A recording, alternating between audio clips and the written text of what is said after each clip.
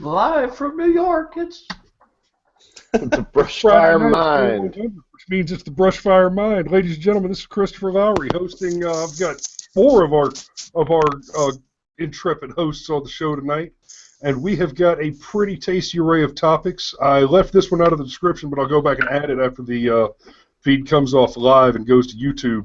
We're going to start by talking about one of my favorite things in the whole wide world. In fact, it is the item on which I will judge any restaurant that I attend that happens to serve Eggs Benedict. See, our young man Cody has flash fired a little bit of spinach and thrown some over medium eggs on top of it with a little bit of treatment. And poor Cody just doesn't know how much he suffers that he has failed to hand spin a pot of fresh hollandaise sauce to pour over what should have been a lovely bed of wilted spinach with poached egg over an English muffin and some sort of bacon, Canadian bacon, legitimate bacon. Oh my God, legitimate bacon. My God, we've lost him then. Chris, So back to the the light. variation that poor Cody came so close to is the variation called Florentine. So your basic eggs Benedict. Is an English muffin split in half, served side by side. Slice of bacon, nice thick, chunky, wonderful bacon. A well-poached egg that will pop over and let all that wonderful yolk run over the place with a handmade hollandaise sauce. Very important. If you don't have the time to stand there for half an hour and turn your egg yolks into hollandaise, then you don't have time to eat breakfast. So, the two classic variations on this, my favorite being the Blackstone, the other being the Florentine. The Florentine is the same thing as the traditional, but with the addition of a layer of spinach in there. And the Blackstone includes a grilled tomato, and it is absolutely to kill for. So, now that we've talked about breakfast at 9 o'clock at night, by the way, I had fucking salmon patties for supper that were marvelous. That's the glory of living next door to your mother.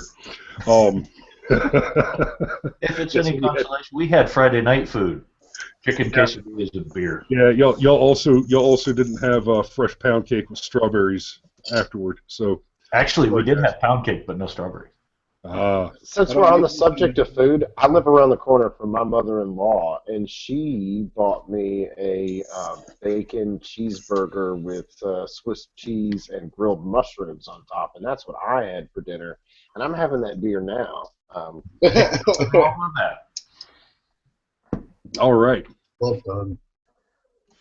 So now that we've gotten our little fat chat out of the way, let's move on to some of our topics for the evening.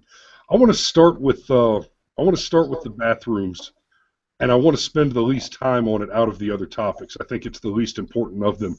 But basically, I want to open up this topic to talk about a little bit because I'm seeing the bullshit run across Facebook. I'm hearing the noise from it, and at the end of the day, the only reason I'm going to pay this topic any lip service at all is because I want to remind our viewers, of which we currently have two, like right now, watching the show. Hey guys, we love you. Welcome, y'all. Glad to have you. I want to remind you that when people start talking about transgender rights in bathrooms, guys, shut up.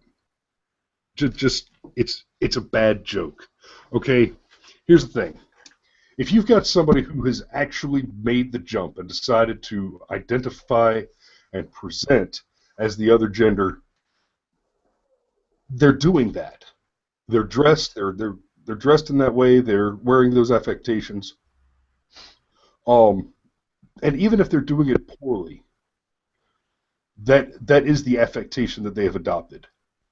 I personally just couldn't give a shit which bathroom they want to go into, especially given that if you're going into a men's room without a penis, you're probably not going to stand up at the urinal to piss. And if you do, you're probably going to draw spectators. Yeah. Sorry. That's a show at that point. I'm just saying. Yeah, you might as well start working with ping pong balls at that point. Anyway, I mean, if you're going into a stall, handling your business behind closed doors, and then washing your hands and leaving the bathroom, not bothering anybody, who gives a shit? Absolutely. The only reason this is an issue now is because the victim machine needs another victim to champion. They're losing revenue because they want to fight. Once Kennedy decided that he could just legislate from the bench, and hey, apparently I could just write my own fucking laws. Well, they want to fight, and okay, good for them. They want it wrong, they want it dirty, and they did irreparable harm to our system of government and our general way of life by winning it the way they did. They did not do irreparable harm to our way of life by securing marriage for gay people. They did irreparable harm to our way of life by establishing the precedent by which the Supreme Court may legislate from the bench, which is unconstitutional and fucking criminal. So here's the thing about the bathrooms. Remind people. It's a bullshit issue, and the only reason it's being discussed is because the left thinks it'll piss you off. Don't let it piss you off. What you should be pissed off about is that they think you're that fucking stupid. It's a distraction technique. With all the things going on in the world right now, that's all it is. It's a shiny ball for you to look at and not pay attention to the important issues. You see this shit come up in the media. It's even the feel-good stories. Now, I'll give the feel-good stories their due. I like hearing about people do good shit. That's great. But it doesn't need to grab national media headlines for a week and a half. And we've got real shit going on that we need to know about, we need to discuss. And I like how the bathroom issues circumvent the whole Panama Papers issue that's been coming out. Heard nothing in major media about the protesters until they walked down and were in D.C., at least on the national lines. I think CNN may have ran a story about it, or Fox News may have ran a story about it the morning that it happened. But you had a group of almost 400 people get detained in local D.C. County jail because they were walking down to fight corruption in the fucking political system. Hats off to those guys, but I mean, it's ridiculous. Anytime you watch the news and you see issues like this where you're like, what the fuck? Yeah, there's a lot of other people out there doing the same thing you're doing, wondering why they're wasting the time and the money to cover this shit. I am just gonna have to politely disagree with both of you gentlemen. I think that there are very few issues that are more important, and I'll tell you why. This has become an extension of the way the Alinskyite left attacks our social values. This is the next link in the chain. And they already got the Supreme Court on their side. Well, I mean, they're not going to get transgender whatever in front of the Supreme Court. So they're just going to skip straight to, we are going to shame you publicly, and we're Disney, and we're going to threaten to pull out of your state because you want to sign a RFRA bill. Or I'm Bruce Springsteen, and I'm going to refuse to perform in North Carolina. Well, fuck it that he still performs in the Middle East, the region of the world that treats women like absolute dog shit.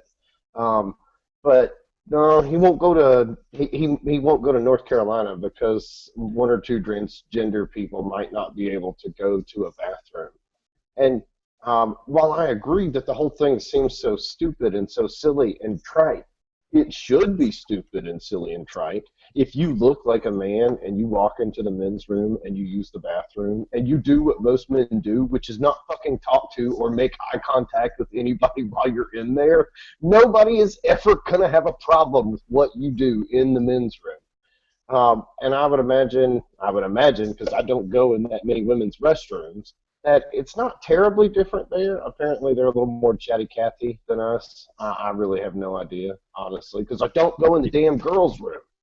And that's So in and of itself, which bathroom you go to is not the most important issue, but the way it is levering up and ratcheting up the attacks on, and not just the attacks themselves, but the ways you can attack.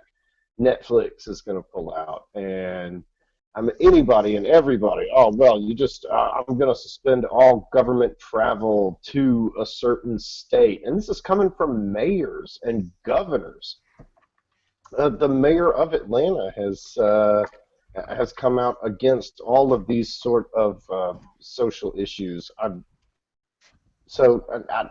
not trying to go too far down the rabbit hole there, but I do think that it's actually incredibly important, and that it is something that's really worth paying attention to, because what we're being asked to do is for all of us are the ignorant ones. If we have a problem with somebody that is obviously a girl going into the men's room, or obviously a man going into the girls' room, for some reason, this teeny tiny portion of our society is just going to dictate that everybody else that adheres to a system that doesn't oppress anybody in any damn way, oh, now we're just going to throw all that shit out the window. And once it's acceptable to do that, once it's okay to just boycott people and shame people and take your money somewhere else, or whatever they want to do, that is a bad situation. So that's why I think it's such a big deal. Fair enough. Okay, I'm going to grab that for just a minute. No, you are almost exactly right. The only thing you got wrong is that you disagree with me. My point is that precisely because of all of the things that you just said, precisely because this is an Alinskyite tactic, because it is an issue that is only close to a very, very narrow, tiny little slice of the population, for all of those reasons, that is why we must minimize and diminish this issue to the greatest extent possible. We should ridicule people who discuss this issue. We should hold them beneath our contempt. We should hold them as unscholarly, unenlightened. You mean like they do us? Exactly like they do us. Precisely the way that they attempt to hold us. And when they try to hold that position, we should demand that they defend that position. And when they attempt to defend that position, it is almost certain that they will attempt to do so by evoking something like the egalitarian ethic, utilitarian philosophy, or the general happiness principle, some sort of Marxist bullshit. They'll go to Marx or they'll go to Mill, some fucking academician blather, and you must point out that if you're going to adhere to the egalitarian principle, your issue falls flat. If you're going to adhere to utilitarian principles as a liberal, your issue falls flat. Because your argument is that we should sacrifice the comfort and convenience, the happiness of the many for the sake of the very, very, very few. Now, I can actually be comfortable with that because I'm a devout capitalist. I'm an objectivist. I'm fully on board with enlightened self-interest. I could actually get behind something that was totally in my interest, in my personal self-interest, for no other reason than I like me and I want to take care of that. But a person cannot purport to be dedicated to utilitarian or egalitarian ethics and still insist on supporting things like special rights for people based on gender or sexual preference or ethnicity or any other identity politic. The two just cannot jive. They're counter-intellectual.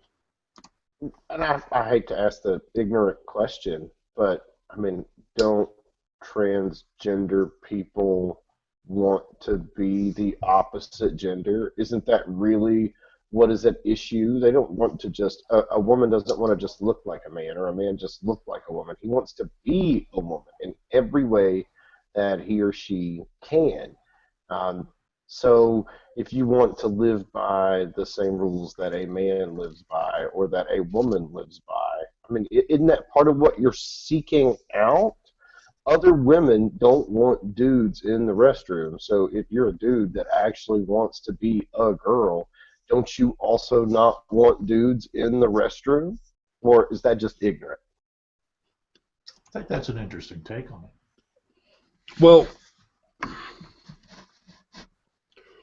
in fairness to the opposing argument, their position is that once they've chosen to identify as the opposite gender, then that is in fact what they are. No matter what our position on this idea is, that is the position that they take. From that position, it is easy to argue that a transgendered man should be able to use the women's restroom. And I personally don't, like I said, I don't have a problem with it. I just don't give a shit. For starters, it's just the restroom. Come on in. Find some shenanigans. This is one of the reasons we support the Second Amendment. I mean, quite frankly, I get the aspect of people that are worried about their kids getting exposed to other genitalia, but from my experience in restrooms, there's not exactly a bunch of people walking around with their shit hanging out. It's a fucking bathroom. You go in there, you use the bathroom, you pop out.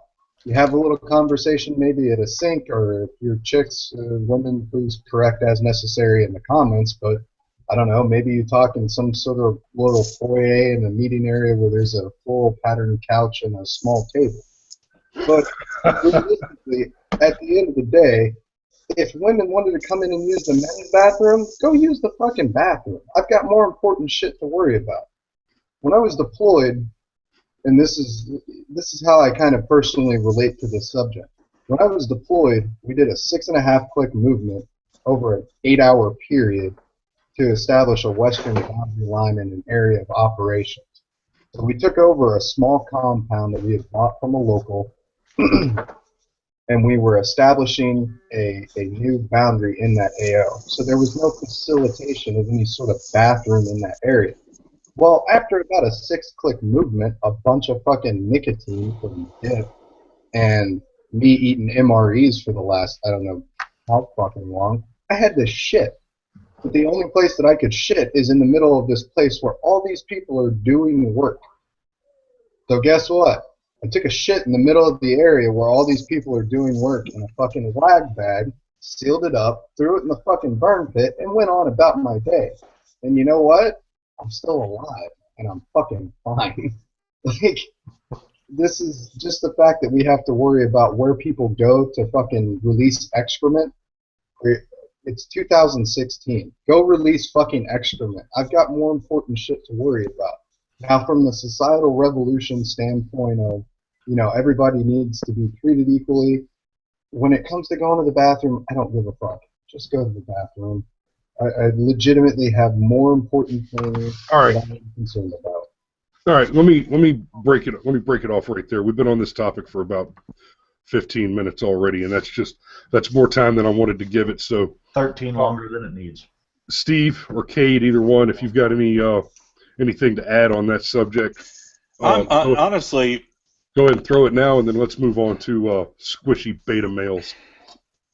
Honestly, the only thing I could add is, in the words of Stewie Griffin, who the hell cares? I could not possibly care less, and all I have been doing, no disrespect to you guys, I'm just fighting falling asleep, because I don't have a shit to give. I really don't. And I know that sounds funny because of what we're talking about, but oh my gosh, in Europe they bloody they have just restrooms for anybody. They have holes in the ground, and men and women squat next to one another and do their business. God, there's not going to be rapists around every corner, so the conservatives can calm down.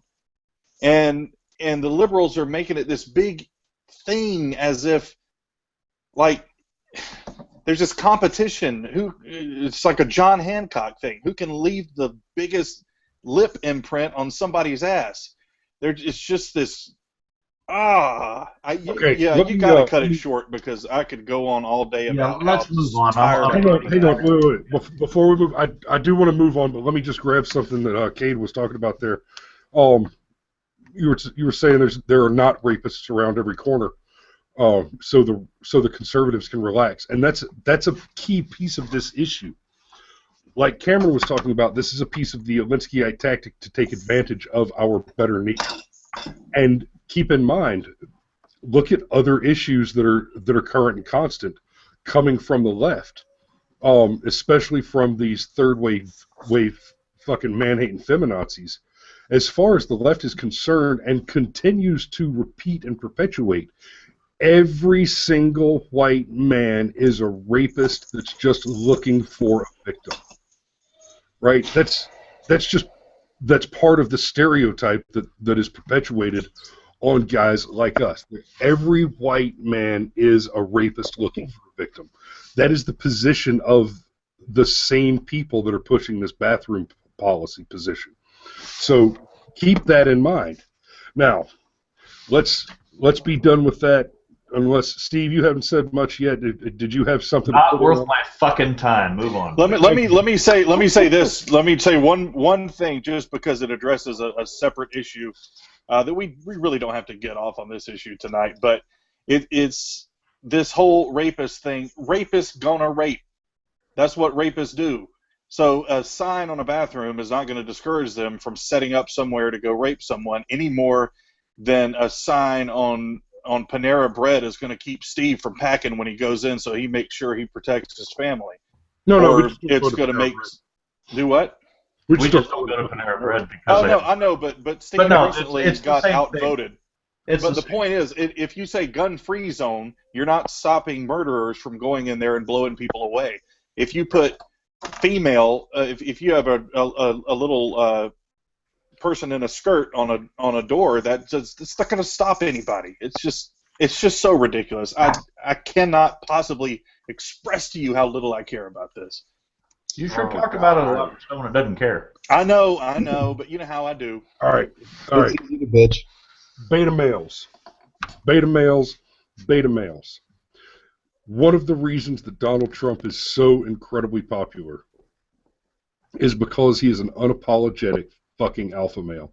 He doesn't apologize for being an asshole. He doesn't apologize for being rich. He doesn't apologize for being happy. Right? But we have a country that is chock full, filled to the brim with these squishy beta males that feel like they have to apologize for every good thing they do. And it shocks me. It absolutely shocks me. Like somehow a true alpha male cannot be sensitive and caring and kind and somehow he can't reconcile having emotions with destroying the enemy and burning their cities down. Right. That's all just part of being a fucking man. You kill the enemy, you cook steaks, you drink beers, you hug your daughters, you go on daddy-daughter princess dates to go see fucking Disney movies, until we have to boycott the Sons of Whores. But, I mean, I take my little girls out for ice cream. You guys saw the pictures when I, with my full beard, put on the pink princess dress and tiara and took my baby girls trick-or-treating because they wanted to be princesses and they wanted all of us to be princesses. And I went to the frickin' Halloween costume store and I said, hey, I need a princess dress for a fat bitch. And I said, as big as you got, it's going on this fat bitch. You know what, Chris? That is only I looked like that a picture of sparkly you. sausage. You did, and that picture of you was only slightly less scary than that really, really disturbing Santa Claus impression you did earlier in this broadcast.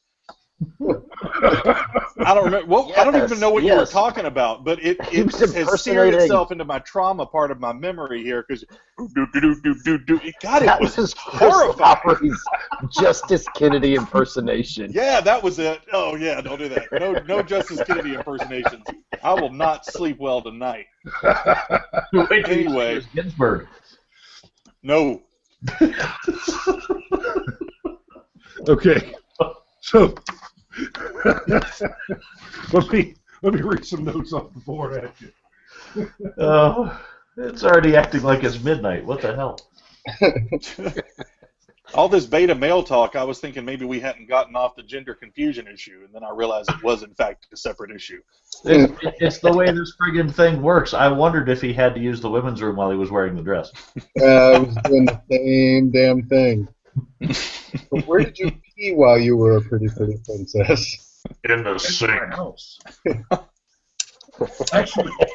Actually, amusingly enough, I wore a little 9mm under my arm right here, and I had a shawl to cover it up because that evening I actually taught a women's armed self-defense class, and part of the class was how to tactically carry in sheer evening wear. So, ladies, if you're going out on the town, I took a group of, I think I had about a dozen students that night. I took them through some chokehold breaks. We talked about the double choke. We talked about my favorite, the date rape choke. Just to be clear, the date rape choke is one of my favorite chokes because when you're in competitive mixed martial arts, hand-to-hand combat tournaments with other big steely-eyed killing machines, and you choke them unconscious with one hand, it's utterly emasculating. It's my favorite way to win a fight. But we talked about those different kinds of chokes and how to break them, and I was wearing a 9mm up under my left arm, and taught a class like that, and then took the girls trick or treating. It was actually pretty awesome. Beautiful. All right, next topic. Okay. And actually, Cameron, I want you to take this one away and talk about it a little bit because you and I have discussed it a lot in the past. And try to pay special attention to things like Bernie Sanders' push for free college and the Obamacare extension to age 26 for children to stay on their parents' insurance. I want to talk about the regressive left and the artificial extension of adolescence. Peter Pan syndrome? Well, why, thank you. So, wow, that is a lot to cover in just a couple of sentences. So, basically, the left wants us to remain children. They want to continue to be our parents. In fact, over the course of your life, as pre-K gets younger and younger and freer, and college it becomes available for more people and freer, or so they say. Our young people are coming into a time where basically the state wants to have them from 4 years old to 26 years old, and they want to replace you as a parent. And I'm hoping you could give me a little more direction than that, Chris. We've talked about this a lot. I don't know. There's about 1,000 things that could be said. Okay, let me take over then. We're going to go a little conspiracy theory on this tonight. So here's what's going on.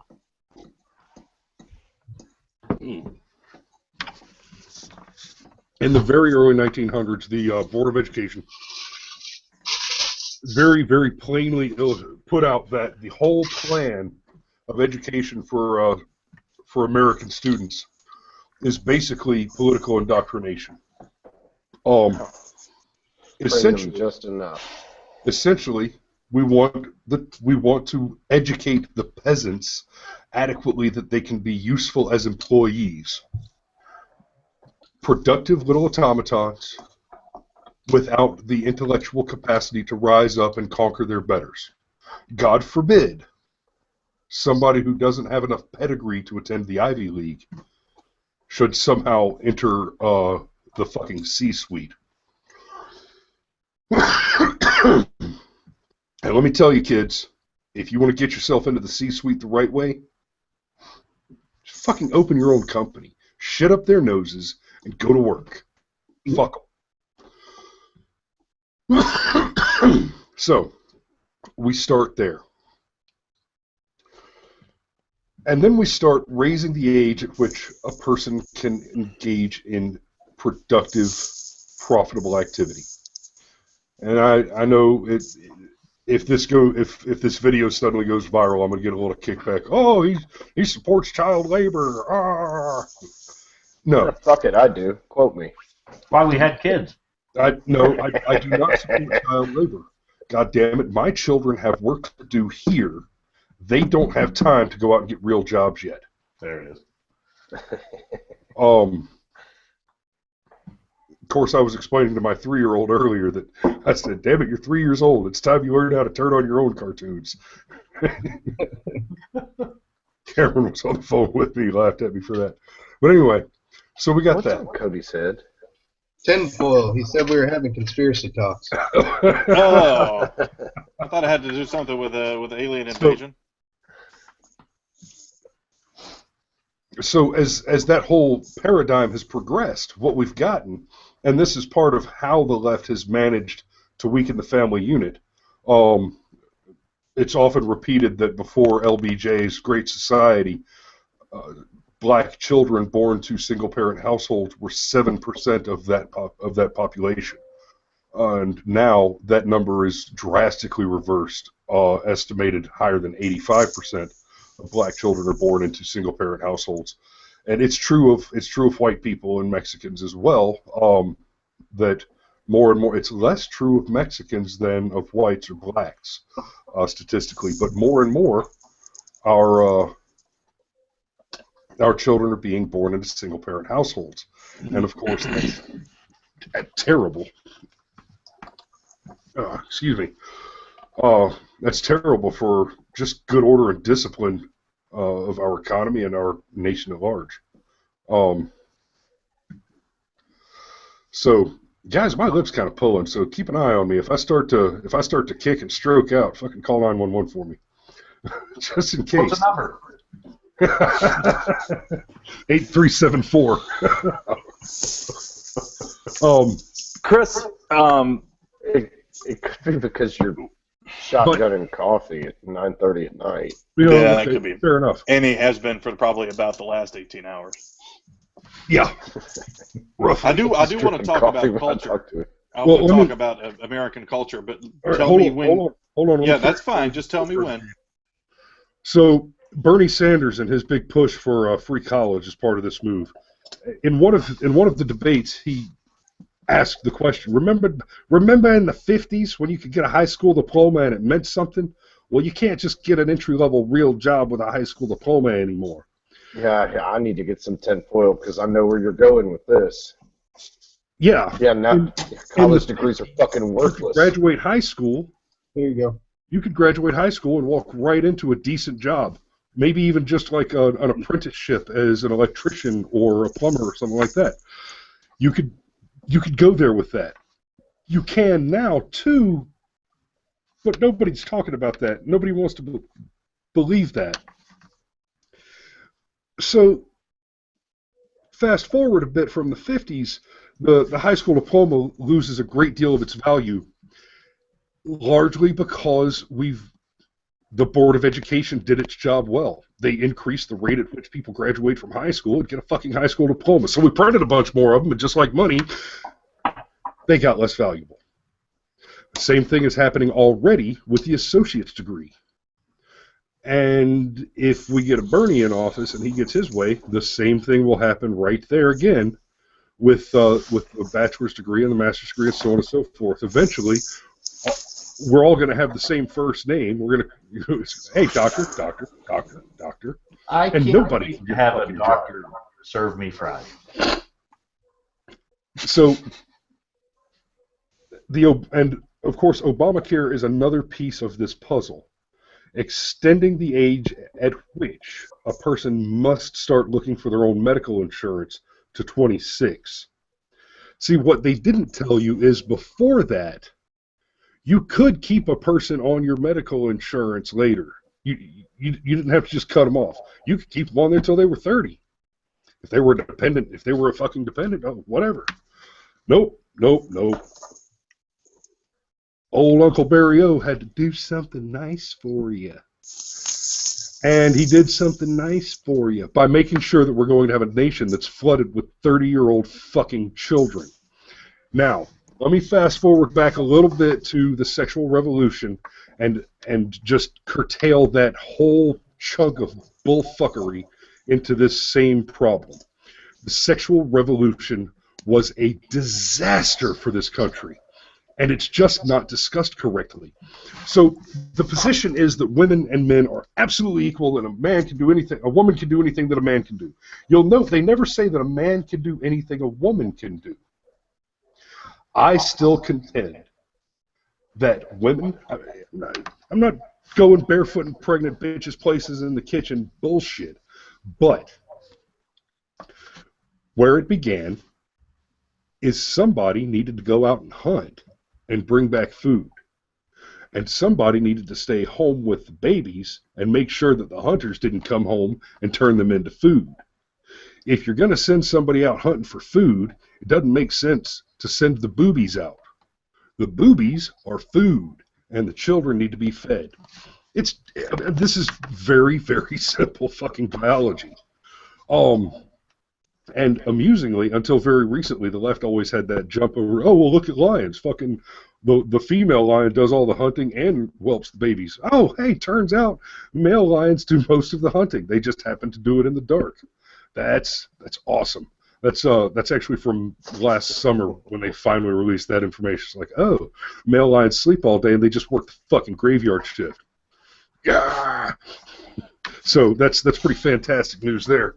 It's almost like hunting in the dark is better. You know? What? We own the night? It violates most game laws. We own the night. Fuck you. Game laws. I did some of my best hunting at night. What about you, Cody? You're here, brother. Well, anyway, so here's where the sexual revolution went wrong. The assertion was that a woman can do anything that a man can do, without ever asserting in the opposite direction. And they start looking at primary schools, high schools, middle schools. You've got boys going to shop class, little girls going to home economics class. So boys are going to shop class, they're learning how to change a tire, change the oil, how to work in their car, how to work on the house, how to repair minor these-its and those-its around the domicile.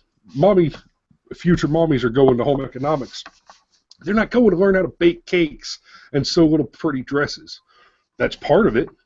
But holy shit, how do you teach that for a 4-year educational career? No. Home economics was about the economics of the home, about being the administrative director of the business that is your fucking life. The business brings home the check. To which your life is much, much more tied than the profession that the husband brings the money home from.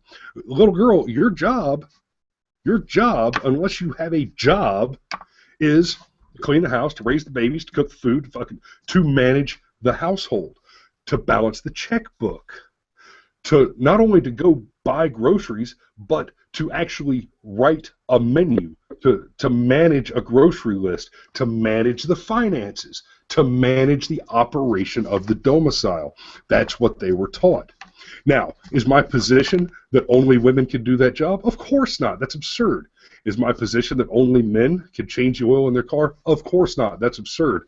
But when, in the interest of equality, America decided to abolish fucking shop classes and home economics from the schools, instead of getting little Tommies and little Janes that were able to do everything, where little Jane could change the oil just as well as little Tommy could balance the checkbook, now all of a sudden we have a society filled with artificially extended adolescents turning 30 years old. They're still fucking babies, and nobody can balance a goddamn checkbook.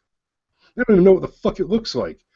The closest they ever get to it is running their debit card and going back and checking their bank balance from time to time. Oh my God. It does shock me how many people under 30 are like, check? What do you mean, check? Yeah, what's that? You know, it's that thing. You can write it on a watermelon with a silver Sharpie if you want to, as long as the numbers are right. So the sexual revolution was handled very poorly. I honestly don't think that was a part of the greater conspiracy, as it were, but that it was a convenient segue to carry that extension of adolescence forward.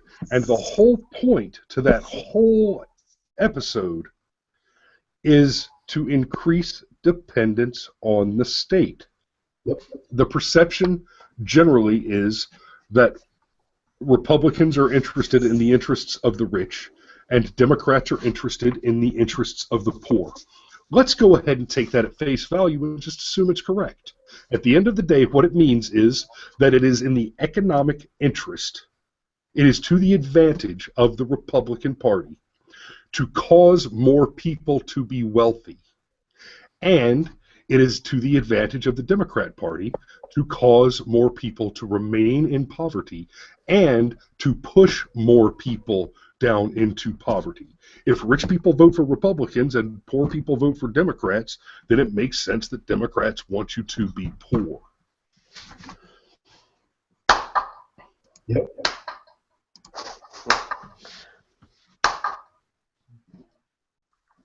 Enough said. Yeah, I can't add to that either. That's absolutely 100% correct. So I'll throw a little 2 cents in there. If we go back to one of the episodes where I was mentioning how to disestablish your enemy organizations by isolating their funding streams and causing them to faction, and we apply that principle into what Chris just said, that's what the Democratic Party is doing to the society. We're taking away our ability to understand how things are fucked up, and more importantly, we're taking away our ability to fix things that are fucked up.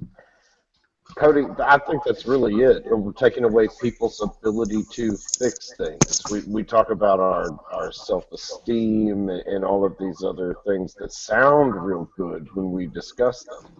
But there are so many people that do not know how to change a tire, that are flabbergasted when you show them that they've got a jack in the back of their car.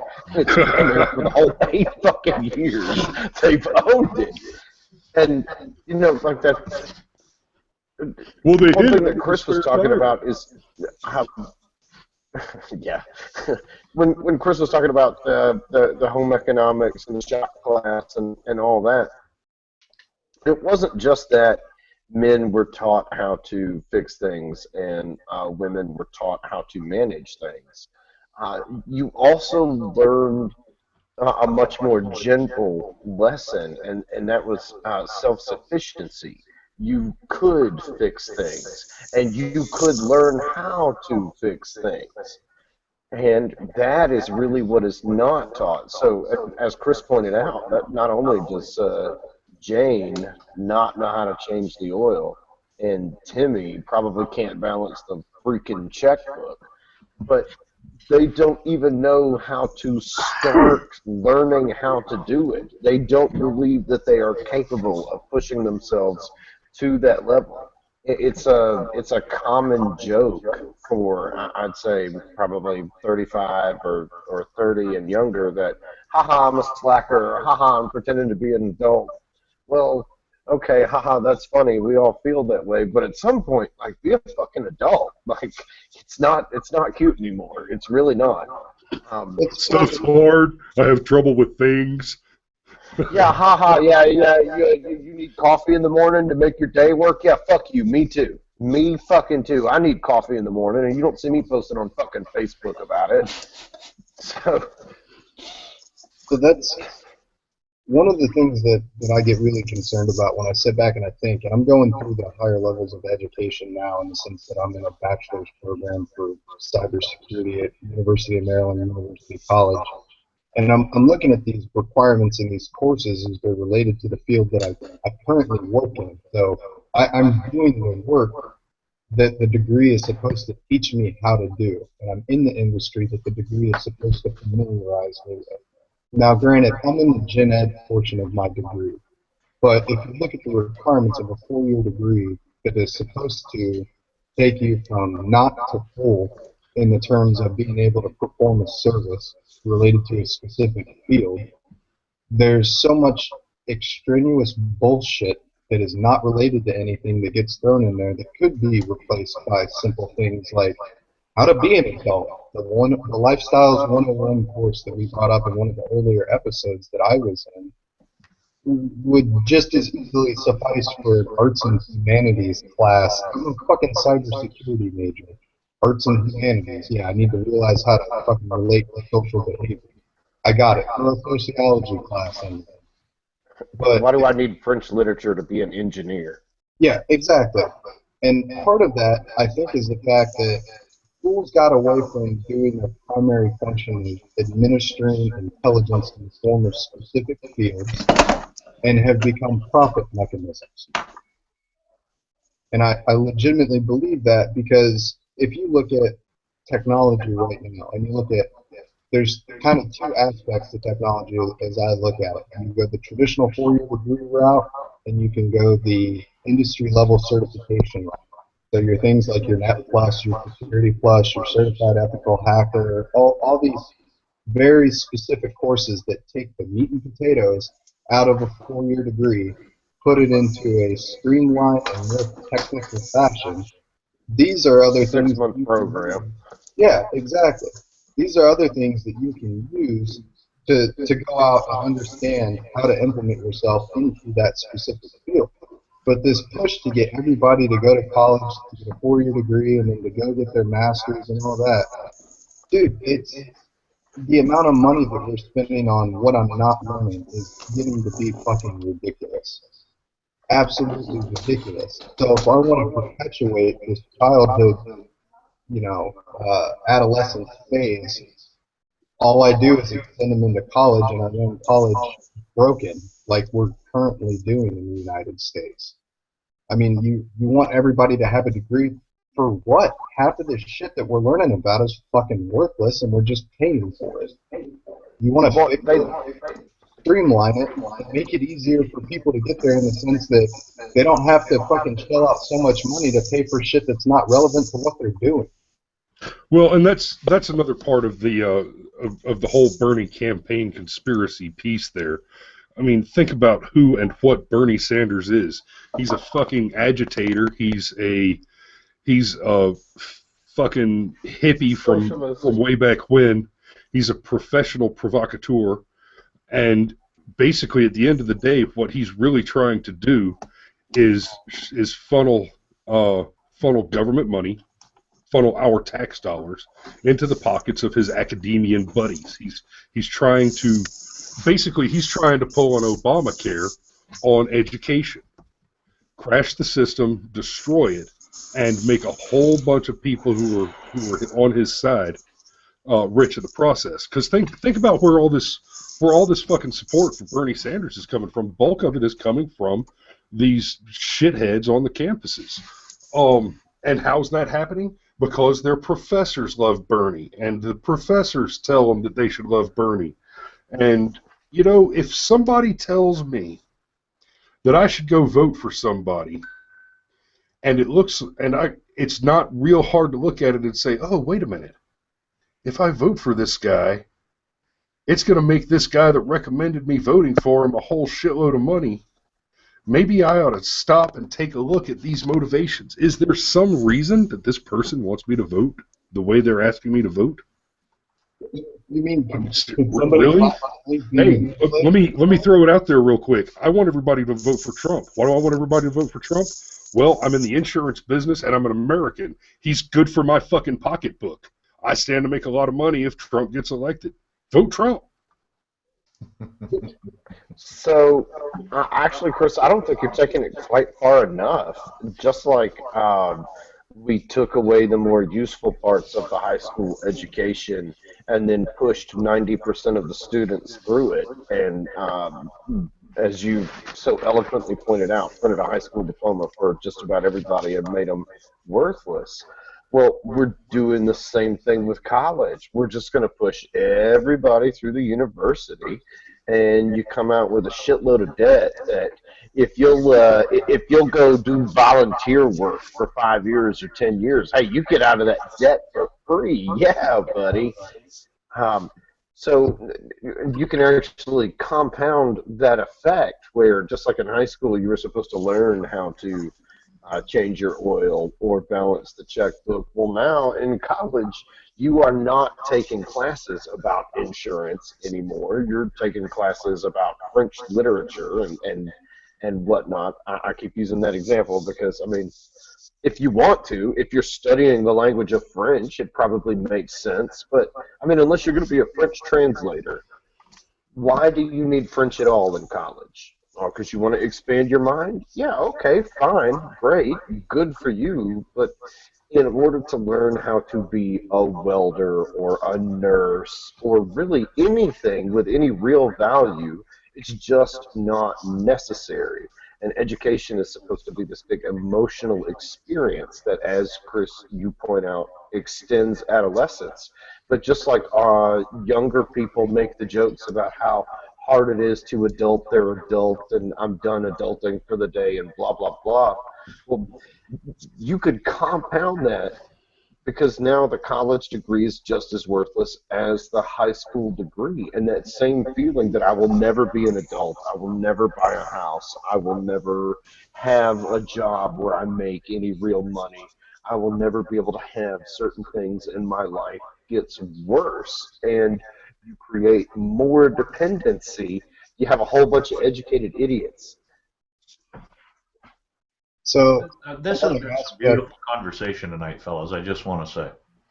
So another aspect to look at real quick is something that I saw on Facebook the other day, and for whatever reason it's ringing more bells in my head, but it was a post about let's get rid of the man caves and bring back the study. And that was something that I think it can relate back into the earlier conversation of beta males.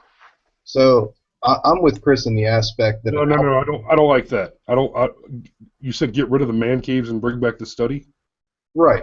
Well, no, my man cave is my study. I have a man cave and I have a study. That's I have a library. Oh shit! Sorry. I have a man cave, a study, and a library. That's how it's done. That's how it's done, kids. That's fine, and that would be what I would prefer to see people strive to. And going back to the home economics versus shop class, send everybody through both.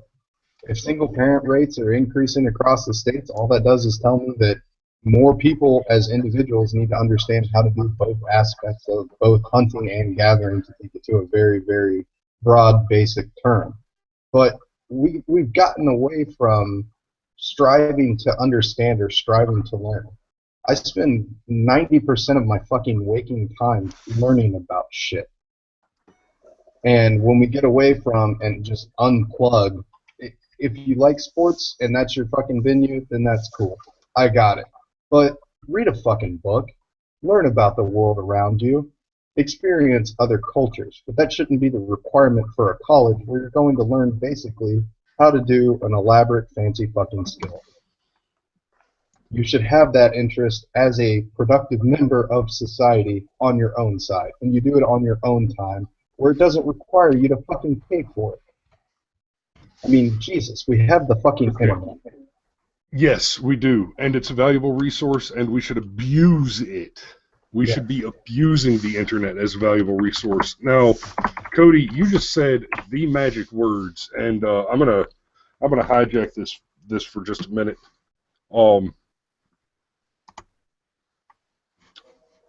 I'm going to hijack this for just a minute. Let me grab the presenter mode.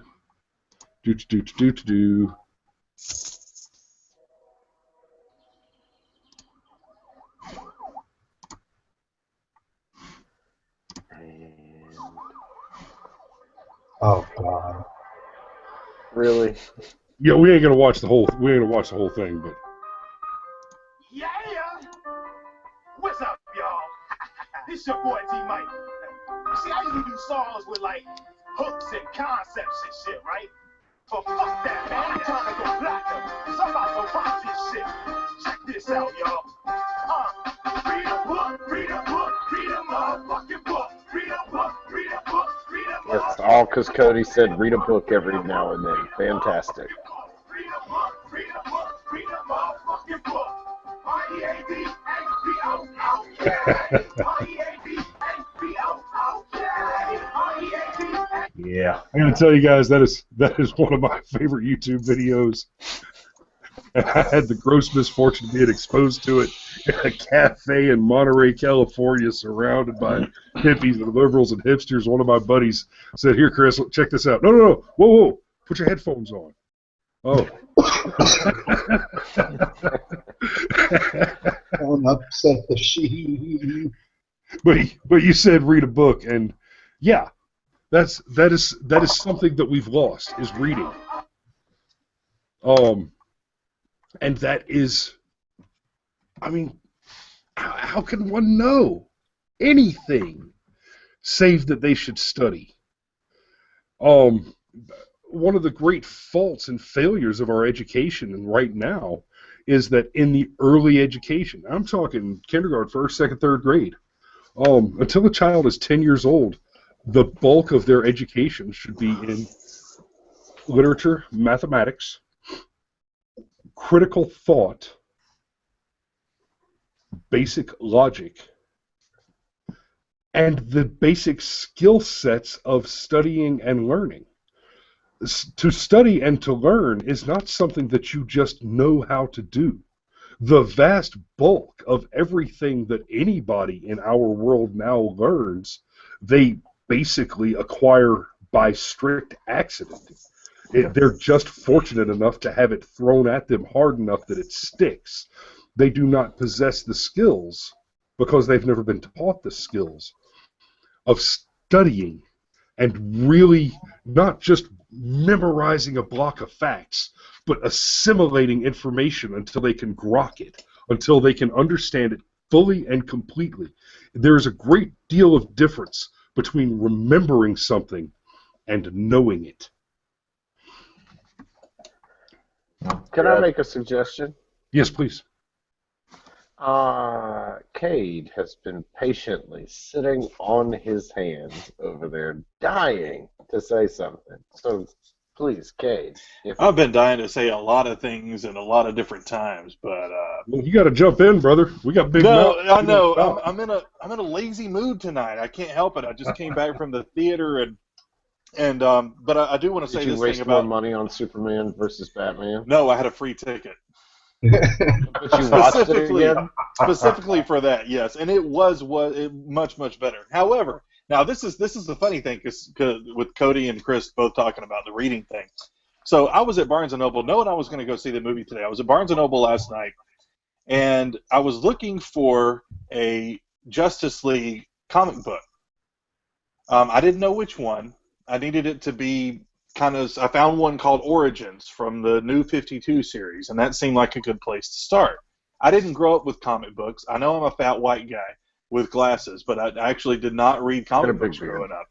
And so I'm standing there, and I'm looking through these comic books, and I look so appropriate because I am, in fact, a fat white guy with glasses, and I know I belong there.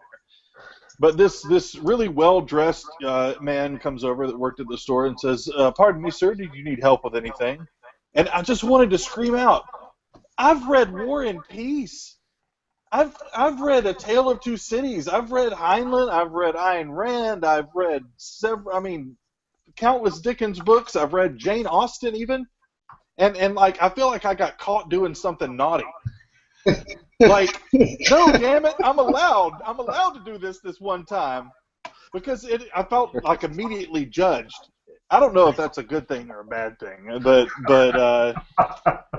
no, what I wanted to, I got the comic book, but it took all I had not to go get another copy of War and Peace or something.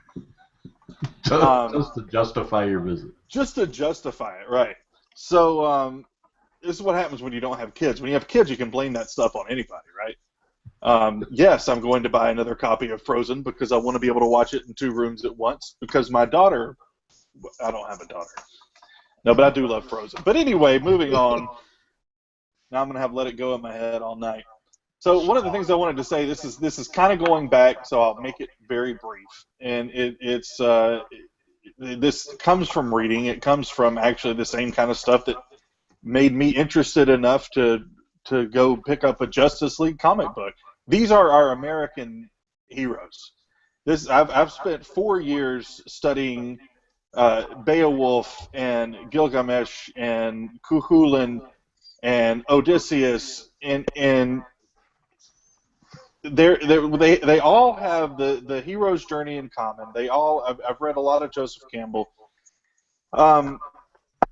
But the one thing they all have in common as well, these are all male figures, is that they had a rite of passage that clearly marked their turn from adolescence to adulthood. And this is something that's very specific to our culture. Oftentimes it's religion that provides that, but and oftentimes it's community that provides that, and it should also be provided by the son's father. A father and a son should have that dynamic. But we live in a society where there are so many single parent, and obviously in most cases that's going to be the mother. We live in a society where we are closed off from one another. We don't have a sense of community very often. I'm actually very jealous of Steve Rodemoyer because he and his wife are best friends with everybody in the cul-de-sac, and it's like this wonderful utopia every time I go there. That's because Christy. Because be Christy's awesome. She loves everyone. Right. So we don't have a sense of community. We are such a melting pot, or a what do we call it? Word. Keep moving. Anyway, no, the more appropriate thing is the mixed salad thing, because we've lost our sense of culture. Not only have we lost our sense of culture, we're taught by the left that we are to be ashamed of having an inclusive kind of community, and we don't need rites of passage. The males don't need rites of passage because we need to be in this androgynous society. We all need to be one, and we all need to include every other culture. That's great, but it's also great to have a rich culture and a rich community that you can be that can surround your family unit. It's okay to have that. If I live in a community with a bunch of white people, that's fine. I mean, I don't know. I'm gonna get so lost on this subject.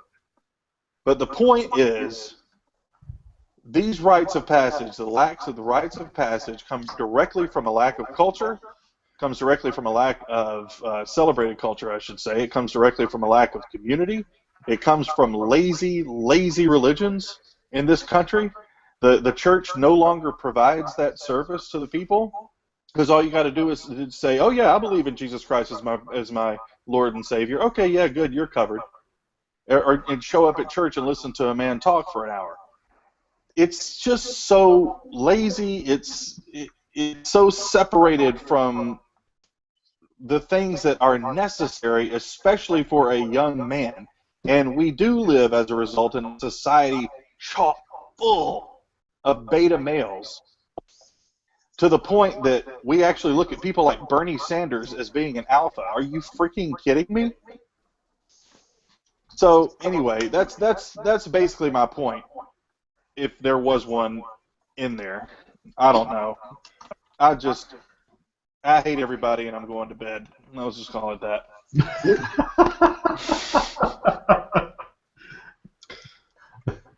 Yeah. When you have kids, you don't just blame everything on the kids. You just stop giving a rip and shit. No. I'm going to buy this comic for me because I work 12 fucking hours a day, and damn right I'm going to buy this comic. And I'm going to read it, so it retains absolutely no value. I'm going to love it. And honestly, you talk about all the classic literature. There are many lists like the 50 greatest novels of all time that actually include the Watchmen graphic novel, because the story is so deep and so complex, and it does ask certain questions. Chris and I have talked about Ozymandias, and really, okay, so what do you do? Do you go back and do you undo everything that he's done? All the people are dead now. What do you do? Now, who watches the Watchmen? It's an excellent question to ask, and that it does ask the question very, very well. So it Don't be ashamed of getting some Justice League shit. Justice League is awesome. These are our American heroes. Be proud of buying them and reading them. And I think it's be careful wild. with that because the comic books, DC and Marvel both, and the Watchmen, tend to stray deeply, deeply down the liberal issues. I mean, the primary driving story issue for the X-Men is always race relations. The X-Men are black. That's what they stemmed out of the civil rights movement. The X-Men stories are all about the evil military-industrial complex threatening to register and hunt down the mutants, stuff like that. But the Watchmen, it asked two very, very important questions throughout the course of it. The first of which, who watches the Watchmen, or rather, who do we trust to police the police? Who do you turn to when the police are corrupt? Or, more importantly, when the government is corrupt? Who stops the government from becoming tyrannical? And then, of course, the answer that he comes up with is only a monster nutbag liberal who's willing to spend a pile of money on creating this fantastic lie can be trusted to do that because he is an intellectual. Ozymandias is brilliant. He's super smart. Only somebody that's that smart can be trusted to police the government. And he's decided that he's going to tell this fabulous lie, which involves killing millions of people in order to galvanize the rest of the planet under a flag of peace. And then Rorschach's position is, no, you cannot compromise. You cannot compromise. To adhere to this lie, peace is not worth being evil. Is basically what we come down with. On this. He doesn't answer the question. He never answers the question. He asks the question. That's the important part, though. It's the important part about everything is you have to be able to ask the question. And you have to understand enough about your system, whatever it is, at whatever level, to understand the questions that need to get asked. It strives towards intelligence at the end. It requires, for any sort of change to occur, to have an informed opinion on it. And the only way you're going to do that is to go out and look at the issues, get informed, and figure out where you lie with it. I think that's part of a problem, too. I think Cade was right, and it's interesting to bring it up as it being the American heroes thing and being able to compare that to the old legends that we do read about in the finer literature. I don't think most people, I know I hadn't really, not in that context, thought of it in a bigger picture like that these are our future epics. And I think it's interesting that you bring up, too, the rites of passage that are no longer there. Dee Snider produced the movie Strangeland about that. Now, his was kind of an off-the-wall body modification kind of jaunt. But he does strike the point that there were no rites of passage. There was nothing to show people it was time to adult, as Cameron was approaching the common statements that are made anymore. That no one knows when to adult. They weren't told they had to. So without a rite of passage, without you earning your way into something and then taking something over, which is typically the father-to-son rite of passage, how are you supposed to know when it's time? How do you know your lessons are complete or enough that it's time for you to start practicing to become the teacher? Well, and figures of mythology provided these fantastical things to reach for, right? I mean, they were, the myth is metaphor. It teaches lessons and things like that. So I will say, yes, the current mythology of our of 2016 are our superheroes, are the Marvel people. The Marvel are the everyday people who something extraordinary happens to, or they were born in some extraordinary circumstance, and then they have to overcome and they become heroes out of it. The DC stuff is more like classical mythological figures.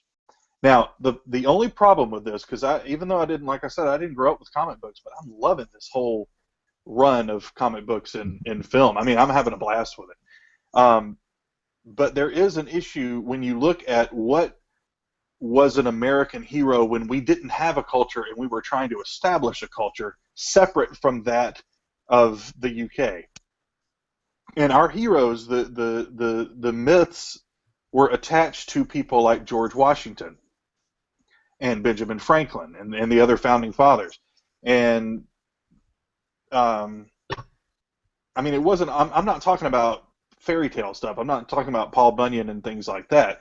I'm talking about the men that were celebrated and they were mythologized through the way that they were celebrated. And then later it became, the generals that helped to win the wars that defined our borders, and to the throughout the Civil War as well. There were heroes born out of that conflict, even though there was no correct party in that. And then industrialists were our heroes. And then the people that settled the West, not just Lewis and Clark a long time ago, but it translated all the way up to John Wayne playing mythological heroes on the screen. These are all helpful to people trying to attain the status of having achieved the American dream. I don't know how helpful an obviously fictitious character can be in that respect. And I feel like the main metaphors, the helpful metaphors of myth that are supposed to help to push society forward and help to raise the next generations, I feel like those are getting lost in the pure escapism of it all. And it's no longer learning lessons, having ideals to strive for. It's, did Ben Affleck make a better Batman than Christian Bale? It's more about being entertained than being educated. Right. Or now with the whole liberal thing, are we giving enough roles to people of color and to women and to things like that? That's what we concern ourselves with. And then people come home and then they get online, these people who look like me but aren't me get online and they tap away. Oh, everything sucks. They didn't do this right, and they crapped all over this. Da da da da da. And it wasn't. My God, man, get out of your basement, get a job.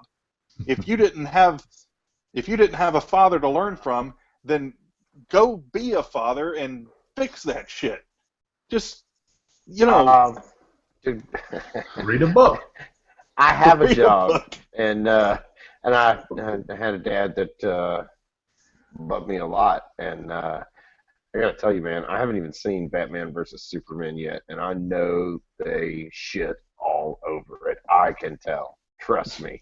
So take that for what it's worth.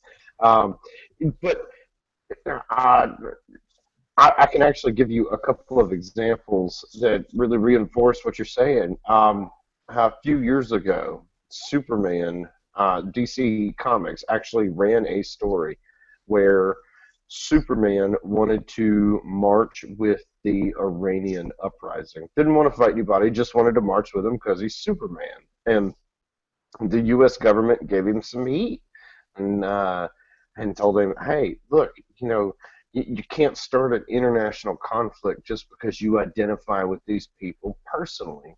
So Superman's solution to the problem is actually to renounce his American citizenship, of all places, on the floor of the UN Senate.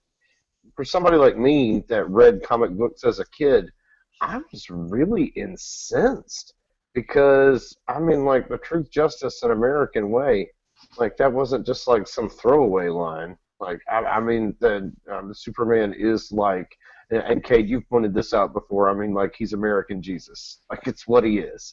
So, and then more recently, the second Captain America movie, which I say is one of the finest comic book movies that has ever been made. My wife hates it, but I think that's because it was really a guy flick. And ironic, Caroline flick, hates it too, but for the same reason. But she said, Cameron, I get it. I can understand why it was good, but I was really kind of bored by it. But I don't know, what was Captain America's solution? What was Marvel's version of American Jesus? Oh, basically that Edward Snowden had it right. That what you need to do is just expose all these secrets, because there's no possible fucking way that we can just, I don't know, find everybody that's Hydra and shoot them in the fucking face without dumping every secret ever on the open market. And having somebody that's a World War II veteran. World War II veterans are still they still have a place of reverence in our society. I wonder if after they're all dead that won't begin to change. But currently they still have that reverence. And Captain America is a World War II veteran. And to have him so clearly say, "Oh, this is what we fought the Nazis for." I mean, forget the fact that S.H.I.E.L.D. is not a government agency. And so their analogies were all wrong. But when you were talking about how our myths have begun to change, and they don't teach the values that they used to teach, and it's not just that they don't teach the values, and it's not just that the entertainment portion of it has become more important than anything else, but they are still teaching values, and they are still even proposing to teach American values as they teach these values and as they give you the big spectacle. So they're even more destructive because they're actually moving the Overton window back to the left in a way that these characters I don't think were ever intended. Interesting. Yeah. Yeah, Part of that, I think you're right about that.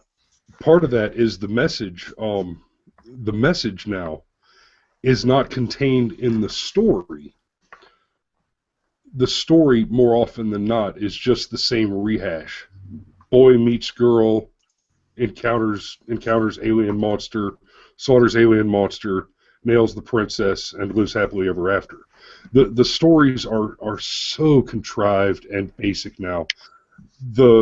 The values, these liberal values that they're trying to ram through now, they ram them through, not, like I said, not in the story, and not only in the film itself, but and I'll give them credit. Strategically, it's a brilliant maneuver. The left is waging a psychological warfare operation that is just uncanny.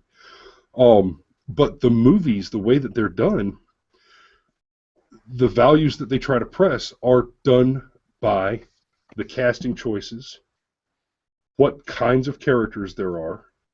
You know, they're preaching their inclusiveness messages, and I mean the inclusiveness thing. It's not a bad message. It's done wrong. It's done incorrectly, because the suggestion is that to achieve equality and inclusiveness, we must identify everyone who is happy and subjugate them to people who have gone out of their way to become less happy.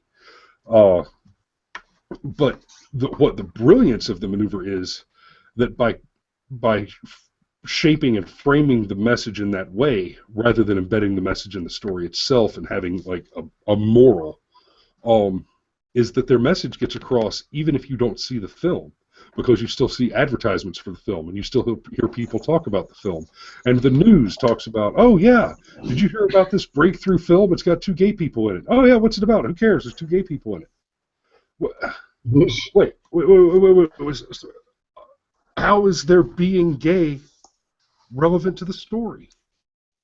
I don't care that they're gay. If they're gay and that's somehow relevant, great. Okay, tell me that story and make it matter. Make it fucking matter.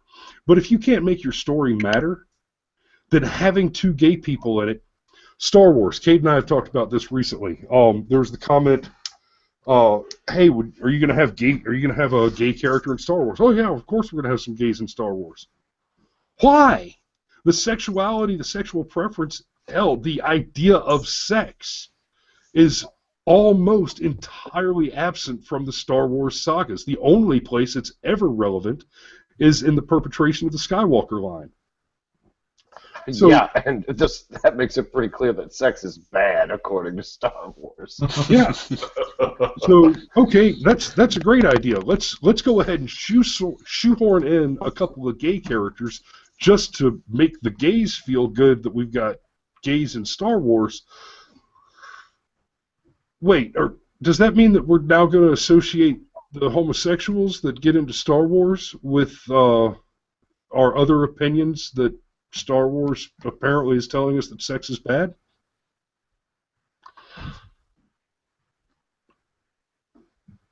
You didn't think it through. I've got a giant head and little bitty arms. I don't think you thought this one through. Cade, Nah. Cade, you are more of a Star Wars scholar than I.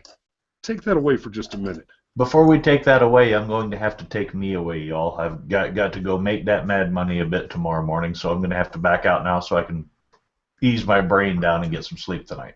Roger that. So, All right, Have a great evening, Steve. On the show. Appreciate you guys for watching. I'm glad you've been here, and everybody else clicking on links. Stick around. Come see us. Absolutely. Yes. Take care, Steve. Yes. Have a good night, guys. Good night, Steve. Cheers. So that's the Mad Max Fury Road thing. Yeah. Witness. I saw that in theaters. I just don't remember.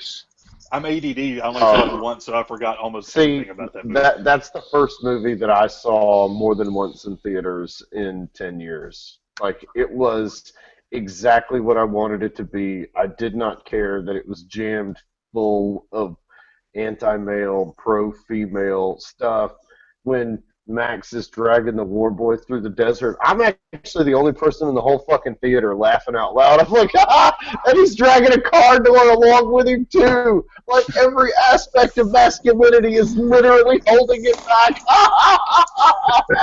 You said it though. You said it, Dylan. You said that anti-masculine in order to. I'm paraphrasing what you just said. Anti-masculine in order to be pro-feminine. It does not have to work that way. You do not have to sacrifice. You don't have to bring one group down to their knees in order for another group to stand up. That's not how that works. Nope. And it's infuriating, and it's turning. Everyone has to go around like I have to wake up in the morning.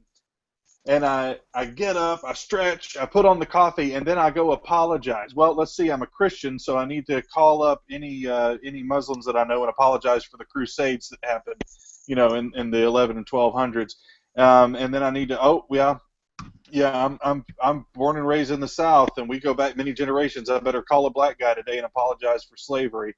White privilege every single day, man. I gotta apologize for that one because I get to walk outside and not have the cops breaking my door down. It's this apologetic society where it has to be at the expense of something every single time. And now, going back to what Chris originally asked me to talk about, now it's at the expense of our myths. Now it's at the expense of one of the most popular myths in American history and in world history to this point, which is Star Wars. I mean, it's right there. Gilgamesh, Odysseus, Luke Skywalker. I mean, throw in Superman there, and it's huge. So why do we have to sacrifice the basic tenets of this thing in order to shoehorn in something to make a minority group feel included? They're not feeling unincluded now. What's the word? Excluded. Excluded. I knew there was one. That's not like I'm a writer or anything, so I don't know those words. But anyway. This is the author, ladies and gentlemen. Yeah, oh yeah. I'm so tired. Words like... Still look like George R.R. Martin 30 years ago. Yeah. Tonight, if my name was George R.R. Martin, I would still be stuck on the R's at this point. Hi, my name is George R.R. You couldn't get the rest of it out of me. Anyway, exclude. That's what he said about the Wings of Winter. I didn't hear I know and grew up in a very close knit black family. Darius's family, and never once Darius was a geek. Never once heard him complain that Lando Calrissian was the only brother in the universe. You know, he didn't feel excluded. Uh, I I know plenty of females that are Star Wars fans. Princess Leia is a very strong figure, so she's the only female figure in there. She's a central character. You know, I mean, she's a character that she's actually probably the single most powerful character from the original Star Wars trilogy, in that she was not required to develop as a character because she was already super awesome, badass, and set in her absolute ways at like 19 years old, and she just kept being who she was all the way through. She didn't have to develop into something further. She had it all together, man. And no female felt excluded because of that. And now we've got. I sincerely hope that John Boyega was not cast because he was black. I hope that's not the case because he's fantastic, and I love. He was amazing. And I want to believe that he was one of many races of actors and was chosen based specifically on his ability to make everyone smile, which he was superb at, and make everyone feel. I mean, if you didn't fall in love with John Boyega's Finn character immediately, then something's wrong with you. It would be an insult to him, and this is where we've gotten way away from this in modern times. It should be an insult to be like, well, basically, John Boyega, we're going to hire you because we have to have a black guy. You know, I mean, we just have to. It's equal opportunity Hollywood version. So and I hope that's not the case. But to take something like sexuality, which basically does not exist in the Star Wars universe, like Chris said, except for the continuation of the Skywalker line, you're going to be shoehorning something uncomfortably in to that story that is going to be at the expense of that story in order to make a political statement, which should be insulting to homosexuals. That should be insulting to you. I mean, I don't, all the gay friends I have, none of them have ever had a problem with Star Wars. Well, why wasn't Luke gay? I don't know. They've never asked that question. It's ridiculous. What are you gonna introduce another character by having a guy making out with another guy in a corner, and someone saying, "Hey, guy, hey, we're over here," and he's like, "Oh yeah, my bad. Let me quit making out with this guy and come introduce myself. I'm gay, by the way, just so you know." No, that makes zero sense whatsoever. Anyway, that's my rant. Proceed. I can't even say the word exclude tonight. I hate the fact that it has to shit on our mythology, that it has to take the Captain America movie, which I'll say it again, fucking Winter Soldier was amazing. Maybe dudes like it more than girls, whatever, but every guy I've ever talked to was just like, that movie, hands down, was amazing. And, I mean, Captain America's solution was, Edward Snowden was right. And really, I mean, the whole analogy that Hydra and S.H.I.E.L.D. are the same, okay, so the U.S. government is every bit as evil as every other government across the entire planet. No. There is no motherfucking way we are comparable to North Korea or Saudi Arabia. I mean, seriously, we're as bad as them? On what fucking planet are we as bad as them? Maybe one day, if we keep voting Democrat, maybe we'll get there one day. Hashtag goals. It is distracting, and it's the thing that actually takes away from the spectacle. For somebody like you and I, where I just want to go to a Star Wars movie because I want about 50% dogfights in space and 50% lightsaber battles on the ground. It's like the perfect Star Wars movie for me. I don't give a shit about a character being gay. The Walking Dead introduced a gay character this last season, and even had this kind of touching little moment where the two of them thought that the other one was dead, and they both mutually thought the other one was dead. And after a couple of scenes with that character, The gay partner never even came back, and from that point forward, everything that the quote unquote gay character on the show did is all the same stuff everybody else did. You know, try and survive while you round up supplies and fight off the zombies, and nobody gives a shit if you're gay because you're trying to round up supplies and fight off the zombies. And overall, it actually it makes it really jarring, and it takes you out of the fantasy in a very strange way because frankly, most of us cannot identify with being gay, and fair or unfair, that's just a fact. Um, but but moreover, if it's not germane to the story, if it is not some type of character development or plot development, you're actually weighing the story down with things that it doesn't need, things that are going to pull you out of that universe. And as Chris pointed out, I mean, is all sex going to be bad? Because so far in the Star Wars universe, all sex has been bad. Skywalkers break things. So, Well, I mean, he is a white male. Yeah, true. okay, fair point.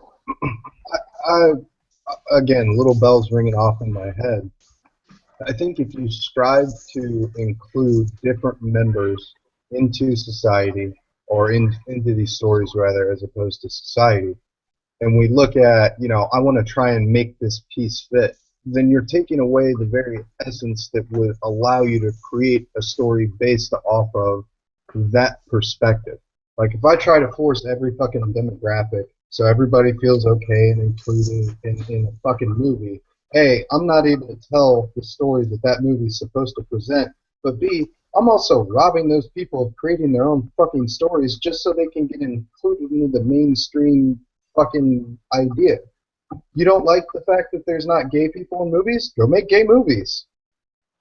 If it's a good story, I'll go watch it. Let me grab that one. Let me grab that one and run with it. Not only are you right, you're not going far enough with it, Cody. All the blaxploitation films that were real big in the 70s and moving forward started to turn into this remake. Okay, we need a black Annie, we need a black this, we need a black that, and they're starting to do the same thing with homosexuals and different races. Like, oh, hey, the whites there's this movie that's full of white people. Let's make an exact replica. Let's just remake that movie with all different color characters. Let's make a black Annie. Yeah, I'm sure you guys have seen the video of the cultural appropriation chick college. Oh, you can't have dreadlocks. It's a black thing. Oh, really? Have you ever heard of the Celts? Because I dare you. Seriously, dreadlocks belong to black people? Go find a blue motherfucker who's naked and angry. He has dreadlocks, and he will eat your babies. But as to this whole thing, let's make a black Annie. Let's make a black Wizard of Oz. Guys, it's my concern is not that you're taking my films, my culture's films, and changing them and putting black people in the midst of white people. That's not my concern. Here's my concern. Why do you let these motherfuckers tell you you're not smart enough to have thoughts? Why do you allow Hollywood to make you believe that because you're black, you can't be smart? Write a story. Write a script. Make a fucking brilliant movie. You don't have to just grab one from somebody else. I'm not concerned that you are taking from my culture. We've got guns. If we don't want you to take things from us, we won't let you take things from us. I'm not worried about you making Black Annie. What I'm worried about is that you're not making, Barbershop, whatever. That you're not. You're choosing to just have someone else's thoughts for them. Why? Why? Affirmative action is the assertion that you are not good enough to do it yourself. You're not a person. You are not valuable. You cannot succeed and achieve on your own merit. And so we, the benevolent, liberal white people, are going to force people at gunpoint to allow you, to permit you to rise up and earn? No, fuck you. If you don't think I'm good enough to do my shit, you can go and fuck yourself. Guys, it really, make $1 million off of Black Annie, or, who knows, have an original thought and make a shitload of money. Now, in fairness, there is a truth that must also be addressed, and that is that black is only 13% of your market base. Appealing to the white viewer as a filmmaker just means that you have a much broader market base to earn your profit margin off of. But hey, I've seen movies that were mostly black people. I love Queen Latifah. She makes me laugh. She makes me laugh. I didn't watch her last movie, Bessie. I saw about the first 10 minutes of it because it was filmed in the town I live in now. And about 10 minutes into it, I was just like, oh, okay. It was filmed here, and it's about a bunch of chick stuff that I really just can't even be interested in, let alone care about. So, okay, you got my 10 minutes of attention. We're done. But hey, kudos for making a movie that's not a copy. And I'm not saying that it's all they do, but every time it's done, all I can think is, oh my God, go and write a fucking story. If the connection back to African culture is so important, why isn't a black writer and a black director, why aren't they getting together and making stories about fucking Anansi stories? Oh my God. If they were to make fucking traditional based Anansi films for the silver screen, based on the spider god, the storyteller, the magic spider and all that, and I would absolutely go and pay my hard-earned money to see that fucking movie. It'd be brilliant. But no. Instead, let's make The Wiz. No, that's the thing though, is they've gotten, when you get away from the aspect of what you're trying to do, if you're trying to make a film, you're trying to communicate to a group of people or anybody. You're trying to tell a story, and that is the purpose of that. You tell a story. It's not about appealing to a demographic. It's not about breaking down and analyzing how much profit am I going to make off of this. Yeah, I get you're trying to earn, and that's what you're trying to do is your craft, and there go, under the terms of the business, you have to be successful and turn enough of a profit to put food on the table. But if you're telling a story, tell a story. I want to hear the story. I don't care about, what fucking demographic it relates to. Oh, it's a black movie, so I'm not going to go see it. What is this, the fucking 40s? No. It's simple. You want to communicate a story, you communicate a story.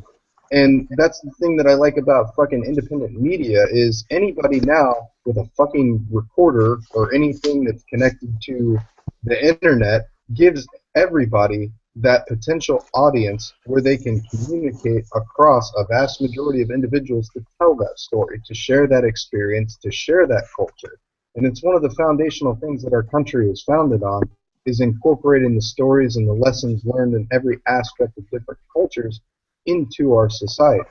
But when I start looking at it from a profit mindset and I corrupt, the essence of telling a story so that I'm going to tweak this because this will sell better. You fucking sell out.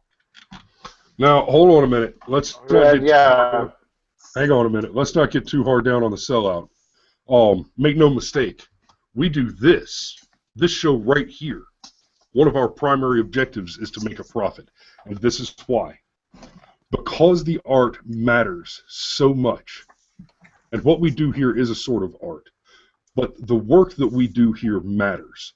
And not only does it matter to the world that the sorts of ideas we're having are put out there into the forum and at least discussed and at least allowed to have an effect on the conversation. it matters so much and it is so important to us that it is our responsibility to monetize it so that we can better pursue it, so that we can not only more effectively, but more commonly pursue it. The more we are able to monetize the work that we do, the more we are able to dedicate time to doing that work and making sure that that work has the attention that it requires to be done well. The same is true of art. If you're an artist, if you're a writer, if you're a painter, if you're a whatever, if you are making art, but you have to take time away from the making of your art just to make a living, to go do something else that you don't adore engaging in, then you are splitting your soul. You are cracking your mind in half and dedicating a portion of that mind to what is not the thing that it should be dedicated to. So let's not get down too hard on selling out. Well, I always think of this joke that I heard Jason Newsted tell once. Said, "Oh yeah, Metallica's a sellout." Damn right. Every state in every house that we played in for the last 5 years. So yeah, I hear you on that, but I actually think that what Cody and Cade were talking about is actually much more related, because we used to have a good story, and we could use that good story to tell a good message. But now we start with the message, and we construct a story to fit inside that message, or we start with a message and we take a previously existing story. And the example that you used was The Wiz, but I'd even use the recent run of X-Men movies. The second one has the line where the kid comes home and he's a mutant, and his parents are like, "Well, have you tried not being a mutant?"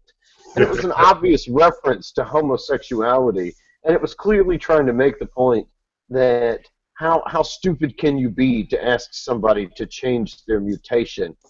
Just like how stupid can you be to ask somebody to change their sexual orientation? I mean, forget the fact in the X-Men universe, when you mutate, you could shoot fire or fly or whatever, and you're just not going to have the same sort of thing that comes along with homosexuality.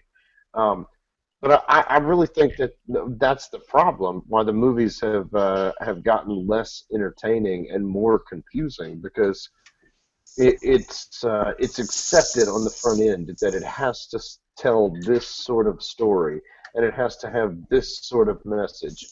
Like the movie Elysium, I have never seen Elysium, and I know for a fact that Matt Damon plays Border Jesus, that is also your healthcare spiritual warrior. And I know that because I watched the trailer, and the people that have the magical medicine live in the sky over those little people down there on the ground. And Matt Damon's got a metal cross, very obviously nailed to his back. Did not even need to see the movie. Thanks, Hollywood. You ruined the whole freaking thing for me, because you think people like me are stupid and don't understand symbolism. I actually do. So, but that's why. Normally, you give me Matt Damon in a sci-fi environment, and he's going to go whoop a bunch of ass. Well, I'm kind of interested in paying a movie ticket for that. But when you dump all that garbage on me, and I realize that it is nothing but a vehicle for you to slap me in the face with your political message to tell me, your fucking customer base, that I am a racist that wants to withhold health care and a hypocritical Christian, I'm not interested. I'm not. Yes. Yes. Yeah. There is a point at which I'll take a little egg on my face. I still hold that my whole ramble about how important it is that the art fund itself so that you can remain dedicated to it. I still hold that is true, but yes, I believe you're correct. There is a point at which you cross a threshold where you begin to compromise your art, you begin to compromise your work for the paycheck. Now, there is no amount of money which is too much for a man to have earned. There is no upper limit on what is moral and right to earn. However, I The will income grant. gap is a good thing. Let's take it to objectivism for a moment. When your self-interest fails to be enlightened self-interest, and you begin chasing the bigger paycheck in the right now, you begin chasing that. You begin chasing the tiger, so to speak, and looking more for that instant gratification, without looking forward to what lies in the future. Then you might build a bank account, but that's not how you build an empire. And it's certainly not how you expand your influence. Now, well done. A man's wealth built well cannot help but cause other men to become wealthy. For a man to pursue happiness is to cause other men to be happy. It's that simple. You cannot gain extraordinary wealth without that you employ people who run parts of your business, who handle some of your production levels, hey, I make too much money. I make too much money to stop and cut my grass. I'm going to hire somebody to cut my grass. Now somebody else is making money. I do not make so much money that I cannot afford to stop and cut my fucking grass, although I am often too busy to do it. But the yard gets shaggy. Fuck it, I'll get out there. Anyway, so I suppose I would grant that there is a delicate balance between which your art, your passion work, this show, for example, whatever it is that you do that is the thing that you love to do, that makes you happy, and is profitable to the end that it sustains you and sustains itself and allows you to grow. There's a fine line between earning that profit so that the project, so that the art is pursuable and sustainable, and losing the big picture and allowing the art to be compromised. Because how can you help? But once your art has been compromised and it is no longer your own true voice, you stop earning that profit. You take the big check, but you take it on the condition that your art is compromised. That big check doesn't last forever. But what it does do is it short-circuits your authenticity, it short-circuits your credibility, and it makes it such that you will not continue to earn the admittedly smaller checks in the future. So yes, selling out to that degree is a great way not only to just make yourself miserable, but to damage the probability of your own self-perpetuating residual income. And Cameron articulated it much better and got to the point of what I was trying to say, and it seems that the ability to convey the unique expression that is so cherished within art, whatever the media is, or the medium, I should say, is. I get it, and I mean some of the greatest pieces of artwork, or some of the greatest novels, or some of the greatest anything, they rose to the levels of popularity because they were so good, because they were so unique, because they were so outside of the methodology of I'm going to do this to make money. I'm going to do this because I want to do this. That's what makes art outstanding. That quintessential piece of desire to express an idea or a feeling or a nuance or anything. That's what I'm looking for within art. That's what I'm looking for in different mediums. But when when one guy sold a fucking painting because he did this with lines or he did this with shades, and I'm just going to continue to do that. I get it, people like styles, and I'm not trying to bash on that. But if you go out and you're separating your desire to express that uniqueness to make a paycheck, at one point you're going to have to make a compromise. How much of myself am I going to hold back in expression to make X amount of profit, or how much profit am I going to deem as acceptable so that I can express myself? Why not do both? I think everybody on this show, this is something we're very passionate about because it addresses issues that we deem necessary for discussion. Now, at the same time, it's not at the point where it's generating money. But quite frankly, with my trade craft, even if this could generate enough money for me to live off of, I'd probably still go and do my trade craft because that's what I love doing.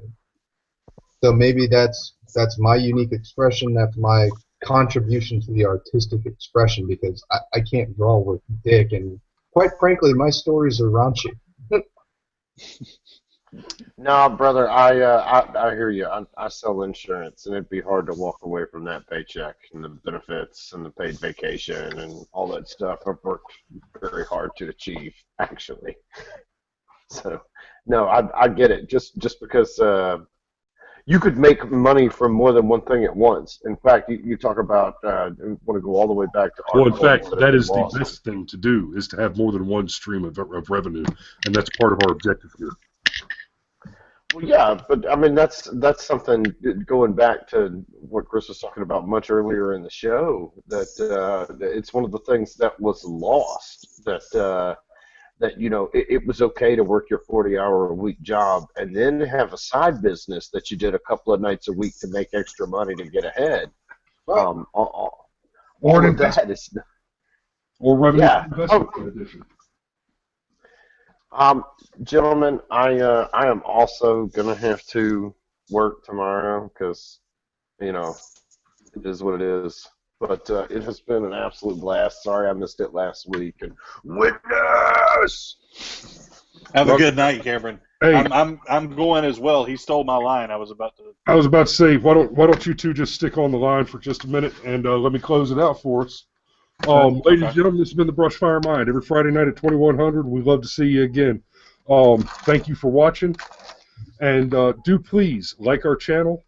Or I'm sorry, let's see. You subscribe to the YouTube channel, you like the Facebook page, you follow the Twitter account, and donate to the Patreon. Donate to the Patreon. We'd love to see your money there. And right now, one of our goals is about to be we can hit $2,000 in total revenue generated on the Patreon account.